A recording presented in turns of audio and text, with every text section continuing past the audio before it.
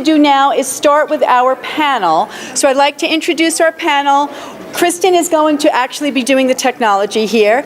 And we have to her right, we have Jody Fick from Siouxland Falls, South Dakota. Then we have Jessica Cervello, who's actually standing in for Ann Pukansky from Stark County Library in Ohio.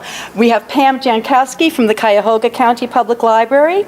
And then we have Lori Romero and Lori Ann Armstrong from Arapahoe Library District, and Sue Ann Warner from Kalamazoo. So please give them a warm welcome, and they're going to get started. I don't know where it is. Just move it. Use the button. So this? Yep, that's right. Okay. It's for the recording. Yep.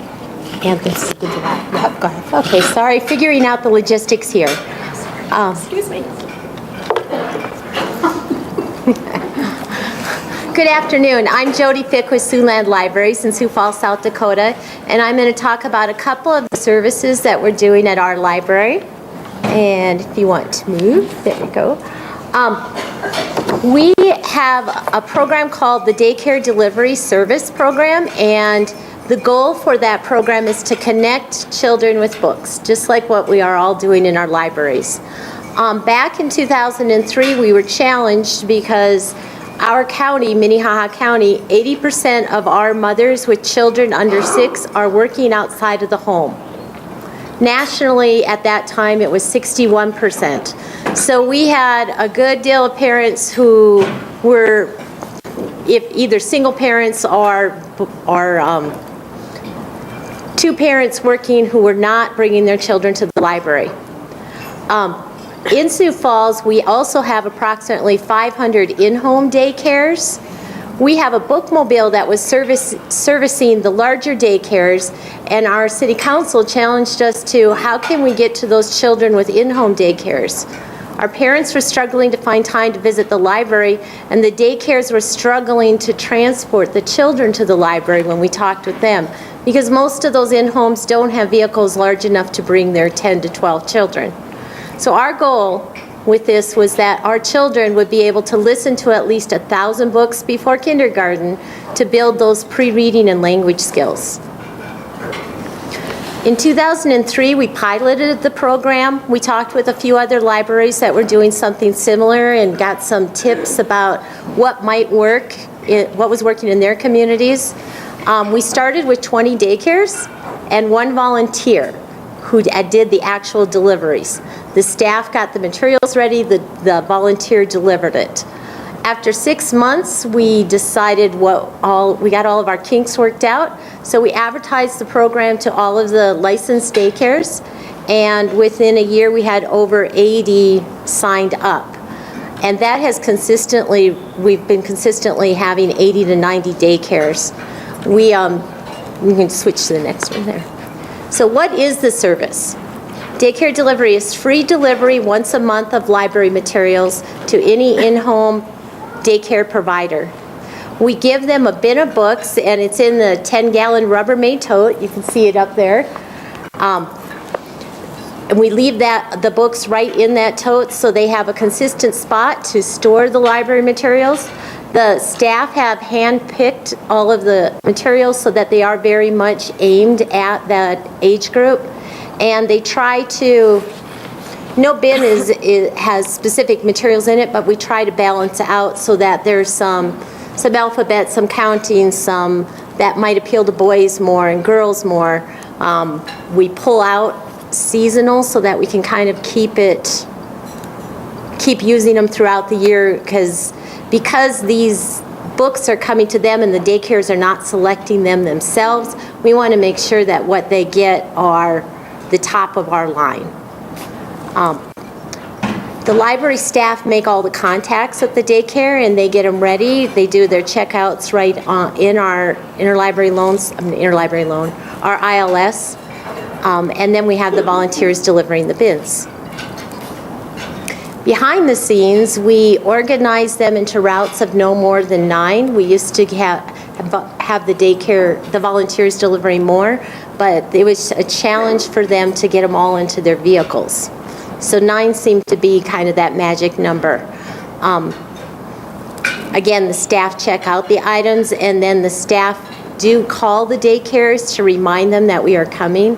Even though we've told them the last time which time they'll come, it just, that real quick call was very successful so that our volunteers can get the materials rapidly. And that gives our staff a chance to interact with the daycares and ask, tell them about different things that are going on and promote some of our programs. The volunteers pick up the bins at the library, and you can see a stack here on the picture of the bins ready to go. For our volunteers, we do require a background check because they are going to people's homes. They also have to show proof that they have insurance because they're using their own vehicles. It's a commitment for most of our volunteers of just 1 to 2 hours a month to deliver that one route. We have some people who have asked to deliver 3 and 4. They want to be doing it every week. We originally would give them maps and give them suggested routes. They now just put all the addresses in their phones and drive around the city. The requirements of the daycare provider, they do have to be registered with the City of Sioux Falls. Our city was just starting to register daycares back in 2004, so that was one of the incentives, hopefully, to get them to register. And then they have to agree to share the materials with the children. Have the materials ready for us when we go to pick them up, and if they do lose any, then they do pay for them. We don't charge any fines for any of our children's materials, whether to daycares or on any of the materials, no matter who checks them out. So, some observations. We do have a continual turnover. We have only 5 daycares who have been with us throughout the entire time. In-home daycares are often mothers who want to be home with their own children, and so they're there for 2, 3, 4, 5 years, and then they go back into the workforce. Our volunteers love it. They have tremendous satisfaction. There's nothing more exciting when they ring that doorbell and the kids are just like, can we have these? They're so excited. Daycare providers, of course, love the service because it's easy for them. They're getting materials. Every child now has a chance to listen to 240 different books a year, and in 5 years, they will have listened to over 1,000. And that meets our goal. Another thing that we do on a monthly basis is a newsletter for daycares.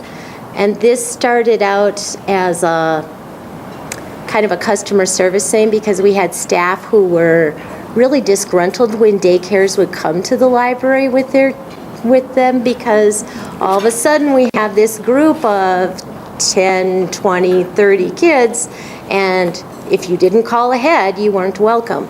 Well, that's the last thing we want to do, is not be welcoming to those groups. So we started a newsletter to kind of give them something special that was specifically for daycares. They have a new theme each month. We email it out to them now. We have developmental tips for using that theme with the babies, toddlers, and preschoolers. I'm going to go to the next page. And it's just a 2-sided thing. I have some sample ones if anyone wants to grab them. You can also go to our website and find them.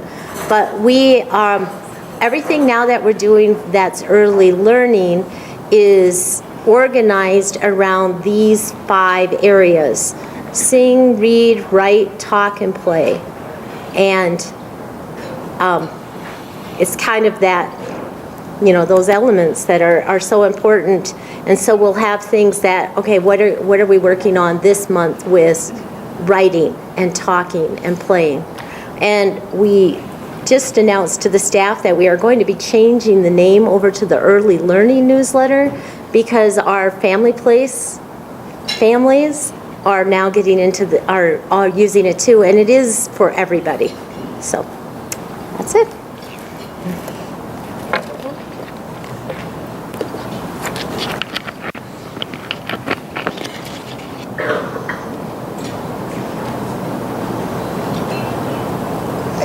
Hey everybody, hi, my name is Jessica Cervell. I'm from Family Place Libraries, and like Kathy said, I am standing in for Ann Pacansky from Stark County Library, who unfortunately couldn't be with us today.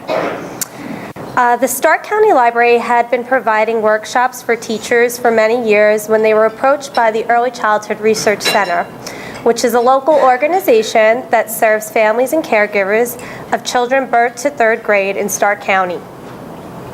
They wanted the library to provide workshops that would give teachers step up to quality credits as well as continuing education credits from the Ohio Department of Jobs and Family Services.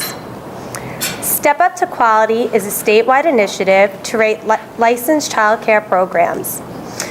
As part of the Step Up to Quality credentialing program for early childhood teachers and caregivers, the library developed and conducts 2-hour workshops on the art of storytelling. These workshops were created as part of a collaboration with the Early Childhood Research Center. In order to provide the trainings, 2 staff members from Stark County Public Library became certified through the Ohio State Child Care Research and Referral Association. This involved them submitting their staff education background and a work history. Once the staff members were approved, the library then submitted ideas for workshops, and now they are currently offering 2 approved workshops, one highlighting the storytelling for infants and toddlers, and storytelling for preschoolers. These workshops cover the 6 early literacy skills and 5 practices as defined by Every Child Ready to Read in ALA. Participants learn tips through planning effective story times on how to conduct reading circles for infants and toddlers. They learn how to engage preschoolers and respond to their behaviors, and how to choose age-appropriate books and create storytime props for this age group. While the program can be offered off-site, they also offer it on-site where child care providers come into the library and then are also able to tour the library. The goal is not only to provide the caregivers with new ideas for storytelling in the classroom, but it also gives them a chance to find out about the library and all the services they have to offer, in hopes that they're going to become library users, as well as sharing this information with families and caregivers that they work with. These workshops have opened the door for more offerings for educators within the community. Stark County Library is currently working on expanding their menu of classes for early childhood educators, as well as teachers in the K through 12 grade. The most important thing that they have learned is to work with local school districts and educator resources. They say that it would be impossible to do this without their help. And they gave feedback that it really is empowering to the child care providers when they attend these workshops. They enjoy it, and it's been very positive for them. So Ann's information is up on the screen. If you have any specific questions regarding this, she said absolutely feel free to email her or call her. Okay? Thank you. Hi, I'm Pam Jankowski from Cuyahoga County Public Library. And unfortunately, in Cuyahoga County, we have 20% of children are entering kindergarten unprepared. And through a partnership with a county agency called Starting Point, they came to us and asked us to address the issue of kindergarten readiness with children that are entering kindergarten that have no preschool experience. So we started a program called Kindergarten Club. It's a family engagement program for families with children entering kindergarten with no preschool experience. And the way the program works is the families get together. They meet on a monthly basis at the library, and the program begins with the family having dinner together. And then the children are separated and they go into like a story time program with an educational specialist along with our children's librarian. And then the adults, the parents or the caregivers, aunts, uncles, and in one case it was actually an older sibling who acts as that child's educator. They stay in the program with the child psychologist, and that child psychologist works on a theme each month.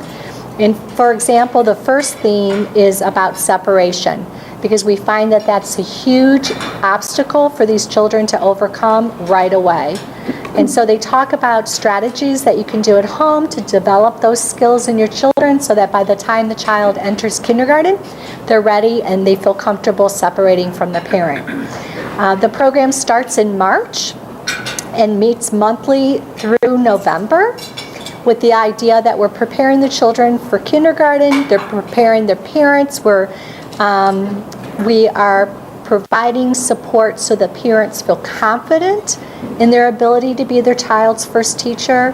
We're giving them strategies. The parents become a cohort, they support each other, and they become friends. We find that many times these children, these families have never had a play date.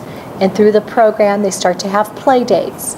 These are families who connect and then they go into the school together. And so they have each other to support and help each other through the school process.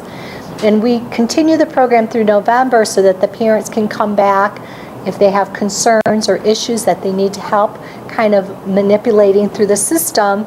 The child psychologist is able to do that for them. This is our third year of Kindergarten Club. We're starting it for the third year. We have found that our parents' skills improve dramatically. They increase their educational home activities that they do at home because they learn strategies. And I forgot to mention that after the children are done with their story time and the parents are done, they actually come back together and they do an activity together as a family, something that they learned about during the parent piece. So, and the results of the program have been that the parents increase their use of the library, they increase their use of library programming, and they develop positive relationships with other parents and families in that program. And we also have found that our child participants, they have increased their kindergarten readiness skills through literacy, mathematics, the fine motor skills, and those non-cognitive skills such as attachment, self-regulation, and engagement and persistence. Thank you. I'm learning so much, I don't remember what I was going to say. I'm Lori Romero from the Arapahoe Libraries, and this is my colleague Lori Ann Armstrong. And we're here to talk about our Reading Readiness Outreach, program. We're in the southern suburban Denver area, and we're really fortunate in Arapahoe to have the super commitment to early childhood learning, and early childhood literacy from our management and our board and director that we actually have an early literacy department that is dedicated to serving 0 to 5-year-olds and their families. And during this 5.5 years that we've had a team, we have happily joined Family Place and have 3 Family Place libraries so far. And while we were getting that designation, simultaneously, we took more time to focus on our outreach and our partnerships that we have in place. And we asked ourselves, okay, where are all the kids that don't get to story times and how can we impact them? And the answer to where they were, we decided, or where we could make an impact, was in our high needs preschools. And how to do that, well, because we knew there were hundreds of kids not coming to the library and lots of teachers who may or may not have training.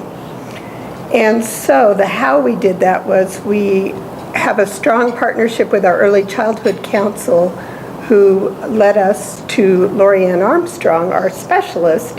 And now what she does is goes into our neediest preschools in our service area. And what's unique about that, because I know lots of folks do that, she does story time, but she works to provide staff development that is ongoing for more than just a kind of a one-shot workshop. She's doing modeling and coaching, and she'll tell you more about that in just a minute. Another part of her program is always looking for ways to make that parent engagement happen, so there's always a home, library, and school connection. I'm going to let Lori Ann tell you the details about what she does when she goes to the preschool. So the goal of the Reading Readiness Outreach Program is really to empower the early childhood teachers by helping them make the most of story time and really understand how to help children get ready to learn how to read. We started this program about 3 years ago, and I've worked in 15 different preschool/childcare sites with more than 125 teachers in about 62 classrooms. And all of these sites are chosen based on needs in the community, and we really look at those high need areas. So the intentional focus of Reading Readiness Outreach is to work with preschool teachers who care for the kids ages 2.5 to 5. I provide information and resources about the development of early literacy skills. I set the stage for success by introducing reading readiness to the director first, and then I attend staff meetings and I do orientation with the whole staff, not just the teachers I'm going to work with. And I do that so the teachers will know who I am and what I'm there for. And often they begin to come to me with questions about the ages of kids they work with, which is a great partnership too. The orientation. So I visit the preschools 2 times per month. So I see each teacher twice. And I model early literacy skills through story time on a very regular schedule. You can see up here the story time. First of all, the Every Child Ready to Read. I put that there so I wouldn't forget to tell you.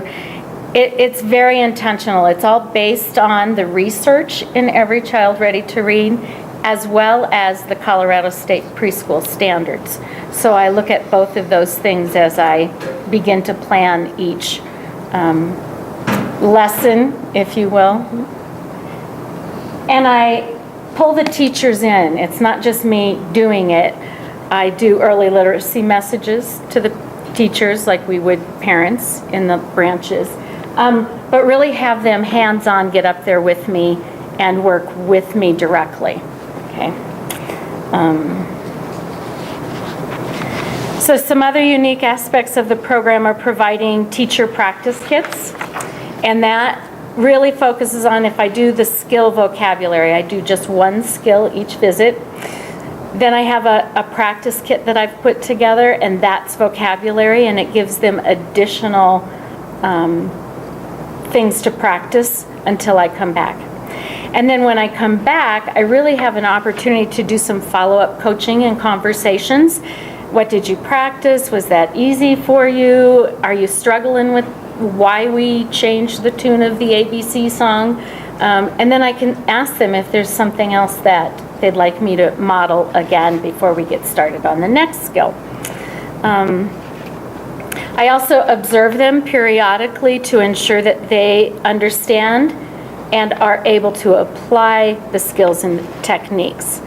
I also work really closely with them to ensure that they're comfortable with the transitions and really using these skills in their everyday classroom routines. That it's not just sit down and read this book, that it's so much more than that, and taking it out of that circle time and putting it into the classroom. Teachers and parents are also offered, she's my Vanna White, they're also offered written literature. It reviews what was the skill today. The books that I took in, often the kids get really, really excited. Oh, and that book was so funny, and can you read it again? And I always say, you know what? You can read it again. Where can you go? And they always get, I can go to the library. So that's why that information is offered to the parents as well. And then library information, what's going on. Right now, we're moving into One Book for Colorado, so there's information for parents and teachers about that. Summer reading programs coming up, so whatever's happening. Play and learn workshops. So I really can cross-promote a lot of what's going on in the library.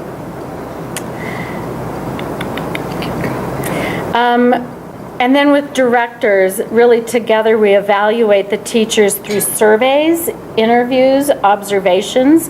We have a lot of anecdotal information and stories about the positive impact of the program. Teachers even report to me that they see their own growth and they really feel comfortable applying whatever skills they're learning. Then another goal of Reading Readiness Outreach Program is to reconnect families back to the library, and there's two ways we do that: family literacy nights and the book bag project.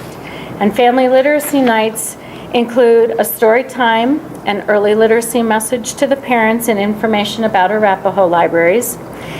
Again, then I also use that opportunity to cross-promote programs, get library cards issued. And then the Reading Readiness Program outreach also provides, do you mind? Thank you, Lori. Book bags for families to take home. And the purpose of the book bags is to really get books into the children's homes. We know by the demographics that we work in, there are a lot of children that have no books at home. And we all know there's a lot of reasons that families don't come to the library, hence really focusing on getting them back in. That slide shows a parent and child going through the book bags, deciding which one they want to take home. It's kind of a little mini library. I don't know if you can see it, but off to your right, there's a shelf and it has story time brochures, children family program brochures, flyers for the Play and Learn workshop, our Make and Take workshop, stories and more, all that stuff that's going on. So I really, we utilize that as much as we can. And we get really positive feedback from the directors, teachers, and parents too. So these are just a few of the ways we're taking the library out into the community and making that library home school connection. Thank you. All right, my name is Susan Warner. I'm from the Kalamazoo Public Library in Kalamazoo, Michigan. And our outreach, one of our outreach programs involves going to the baseball game. So we have a minor league baseball team in our community called the Kalamazoo Growlers. And they actually approached us. They came to our marketing director asking about partnering them. They were doing they'd put together a reading game that they wanted to do with the schools in the community during the spring. And so they came to us asking for some guidance on implementation of that project. So that led to a conversation about their goals. What were they trying to do? Well, they really wanted to connect with families with kids in our community, of course, to build their fan base. But they also wanted to give back to the community, and they were very strong in wanting to support literacy and learning. So the other part of what they wanted to do was to find a way to connect specifically with children at the baseball games. And that's not so much of a problem with school-age kids, but it can be more difficult with preschoolers. And so they were looking for some ideas. So we suggested and got permission to have a family place library play area at the ballpark.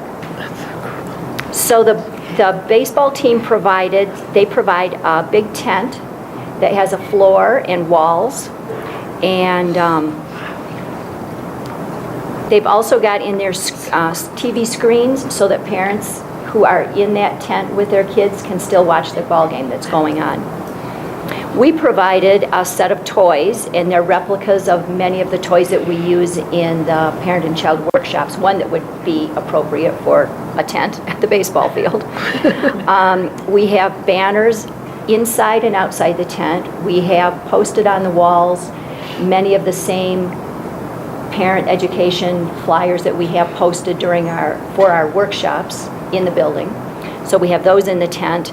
We have a rack of parent handouts, and we have staff there to talk with parents, play with kids, do whatever needs to be done as often as we could.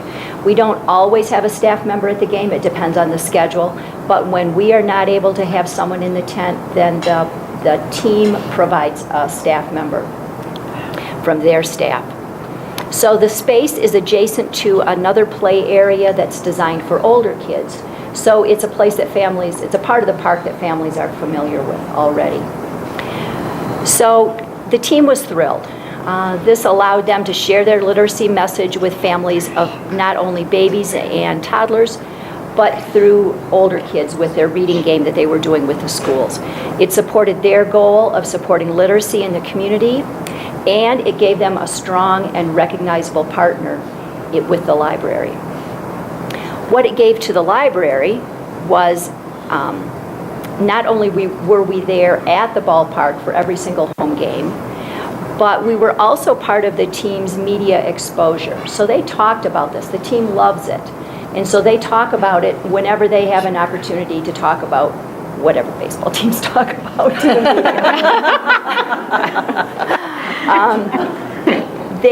They're constantly talking about how they partner with their library to support kids and families and early learning. So we are a big sponsor of the team, so we're not only there with Family Place It, but we do a lot of other things at the ball field that are part of the sponsorship package. So there are many elements to that. Their Sunday games are really heavily targeted to families, and so we almost always have library staff at their Sunday games. We have a table, we're talking about whatever it is that's going on at the library during that particular week. So we interact with a lot of families. Now, not all of them are from our service district. It pulls people from a lot of neighboring communities, but we're still able to give the message. If Kalamazoo isn't your town does have a library, and let me tell you about where they are and how you can find them. So we're really pushing the library message to everyone. The team also then does, near the end of the school year, they do Education Day events where they have kids on buses, thousands of children on buses that descend on the ballpark, and they do a number of things that the team does. They've got some special games that they schedule for those Education Days. And again, the library is there at those Education Day events, pushing the message of libraries in a community. So our message regarding this partnership is to be willing to try something new. When our marketing director first came back to me and said, I might have halfway promised that we could do something with Family Place Libraries to the ball team, I said, well, okay, let me just call Kathy Deere quickly and talk about this. But then she was willing to do it, I was willing to do it, our marketing folks were all over it. So not a typical partnership, but it's something that's been very successful. It's allowed us to spread the Family Place Library brand further into our community and our own library brand further into the community. The other thing that I would recommend is to listen to your partner. What does your partner want to accomplish in the community? And then figure out how can the library support the partner's goals, of course, in ways that also support the library mission. So for us, this has been a great partnership. We have done 1 year of it. We have a 3-year commitment, and we're ready to get out there again and have Family Place Libraries at the Kalamazoo Growlers ballpark. So, thank you.